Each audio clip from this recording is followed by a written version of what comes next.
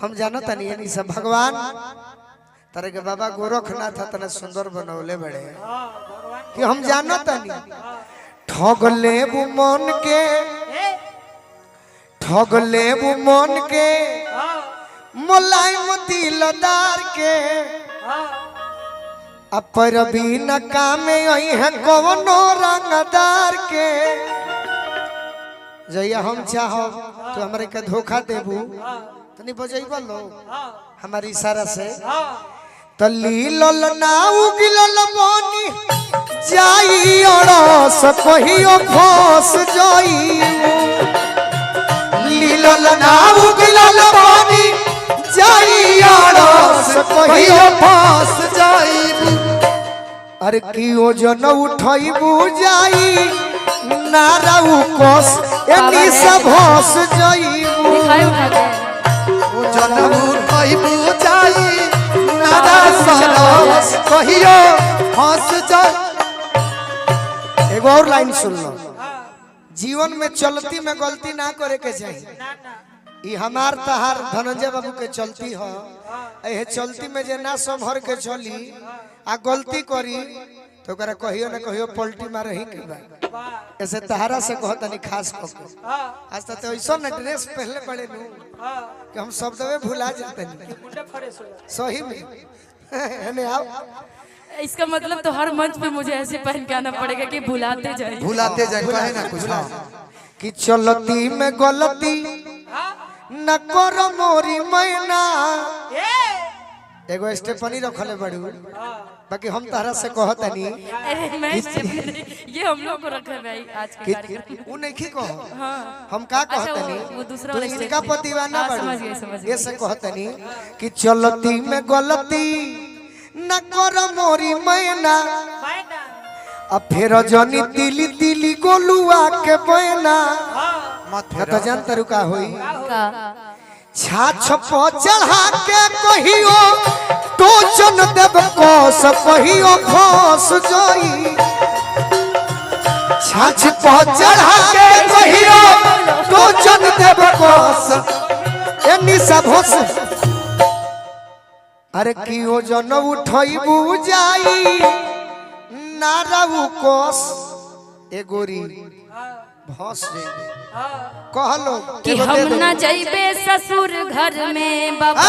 हम ना जाइबे ससुर घर में एगो हूं अपन गाना में कौन नहीं का गोलू है बाबू इस पे वो गाना भी सेट नहीं कर रहा है कौन सा तो दूसरे के गाने सेट करी ये पगली दूसरा के लिए झूमर है अरे ये तहार मेरा ये सुनो तो सही अरे पानापुर में सुनले रही यार फिर बुलाया हे भगवान कुछ हे प्रेमानंद ओझा के पास ले जाओ इसे ये क्या हुआ ये गुलुआ भुलक्कर कब से बन गया भाई भुलाई इसलिए गया है कि तू लोग अपन गाते नहीं ये मेरा ही गाना सुनो तो सही पहले हम न जइबे तोर हम हाँ दिखाओ अभी सुनो तो पहले देखिए हम लोग जानत कि हम ना जाइबे ससुर घर में दादा हम ना जाइबे ससुर घर में दादा हम ना जाइबे ससुर घर में दादा हम ना जाइबे ससुर घर में दादा जिया ना डर गई हमारे दादा हम ना जाइबे ससुर घर में दादा हम ना जाइबे ससुर घर में दादा हम ना जाइबे ससुर घर में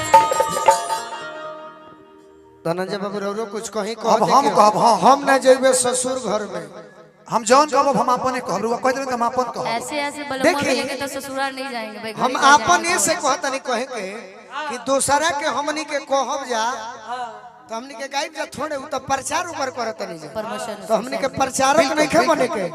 अपन कहे के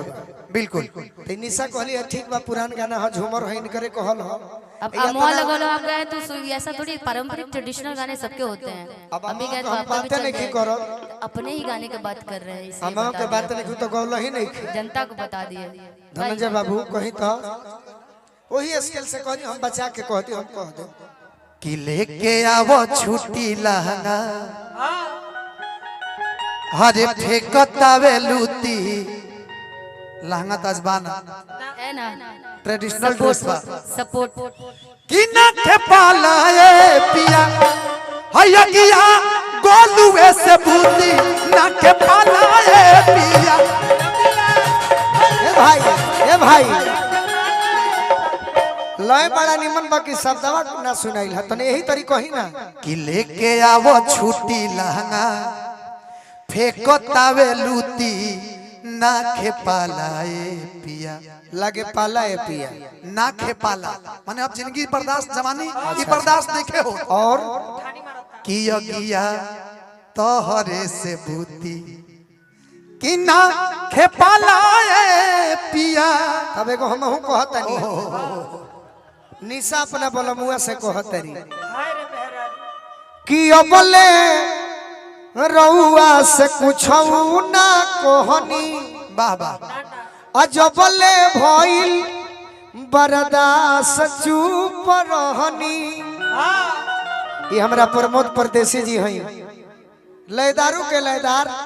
आ बड़ी हमनी के मोहल्ले बड़े उत्तर प्रदेश में कौन बहुत अच्छा कलाकार है। देखी मेहरारू कैसे कहती है भाई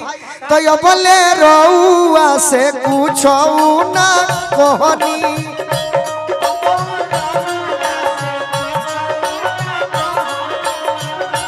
जबले भइल बर्दाश्त चुप रहनी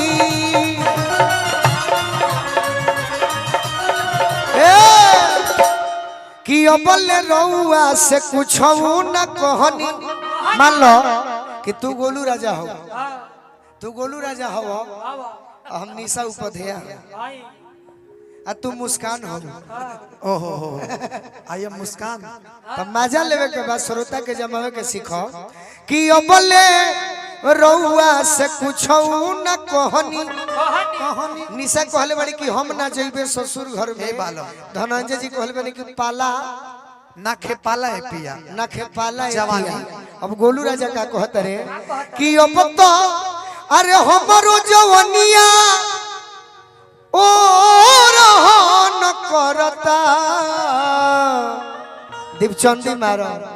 तो गवन करा लिए राजा जी अब बिछवने जोरे पमरता गवना कादा लिए राजा जी अब बिछवाने कैसन करता मोछियो नहीं है कि हम बोलू राजा बन गवना करा लिए राजा जी अब बिछवने पमरता मजा लो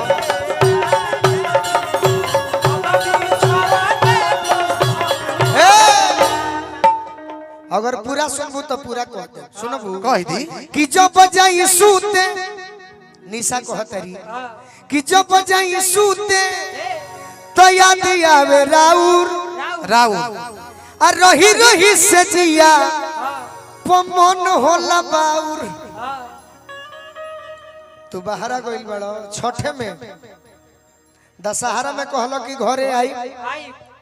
दिवाली में कहलो कि घरे आई छठ में कहलो ना आइलो छठो बीत गए एगो बात जाना कि जल्दी हमार ना धनंजय के ना होने का को बुलावता कि जल्दी आई इंतजार राउर धन करता। देखो भाव से तो गवना अरे गवना करा लिए राजा जी अब बिछवने करता गवना कादा लिए राजा जी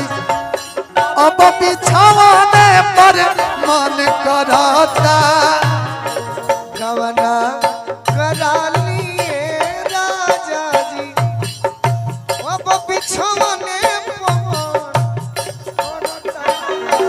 गवना कदाली ए राजा जी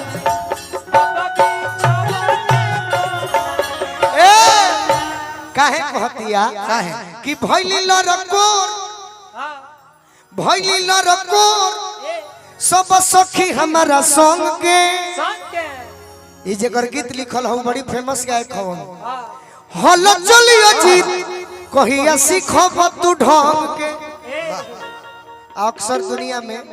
कि बात काट नियन गोलू के गजान करता तो गवन करा लिए राजा जी अब बिछवने पवन करता गवना करा लिए राजा जी अब भी छावने पर मन करता गवना करा लिए राजा जी अब बिछवने पवन करता